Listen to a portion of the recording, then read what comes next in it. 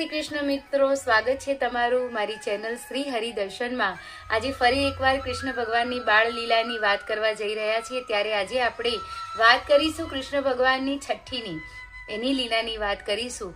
અહીંયા એક તરફ યશોદા માતા કૃષ્ણ ભગવાનને છઠ્ઠી પછી એવા સુંદર વસ્ત્ર પહેરાવું, એવા સુંદર વસ્ત્ર પહેરાવું એવી તૈયારીમાં છે, અને અહીંયા દેવકીજી પોતાનું બાળક પોતાથી વિખૂટું પડ્યું છે તો એની યાદમાં એના માટે વસ્ત્રો સીવે છે, અને એ વસ્ત્રો સીવે છે ત્યારે તેને વાસુદેવજી કહે છે કે આ વસ્ત્રો તો તે સીવ્યા છે પણ આપણા બાળક સુધી પહોંચાડી શકાય એમ નથી, કારણ કે કંસનો પહેરો એટલો બધો છે।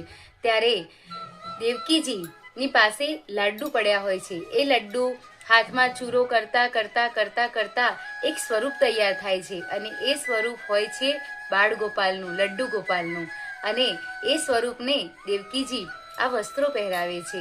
એટલામાં કંસના સિપાહીઓ આવે છે, એટલે દેવકીજી ગભરાઈ જઈને એ લડ્ડુ ગોપાલ ઉપર પડદો પાડી દે છે, અને વસ્ત્રો એમના એમ પહેરાયેલા રહે છે।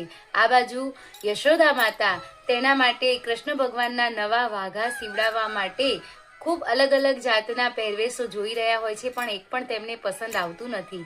અને અહીંયા જ્યારે દેવકીજી એ લડ્ડુ ગોપાલ ઉપર જ્યાં કપડું ઢાંકે છે, અને જ્યારે કંસનો સેનાપતિ પાછો જતો રહે છે ત્યારે એ કપડું ખોલે છે તો લડ્ડુ ગોપાલની ઉપર વસ્ત્ર રહેતા નથી, અને એ વસ્ત્ર કાન્હાની માયાથી યશોદા માતા જોડે પહોંચી જાય છે।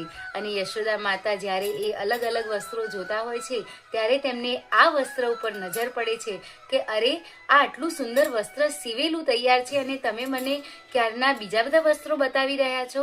મને તો આ વસ્ત્ર ખૂબ ગમ્યું, અને મારા લલ્લાને હું આ વસ્ત્ર જ પહેરાવીશ, એમ કરીને દેવકીજીએ સીવેલું વસ્ત્ર કાન્હાજીની લીલાથી યશોદા માતા કાન્હાજીને એની છઠ્ઠી ઉપર પહેરાવે છે।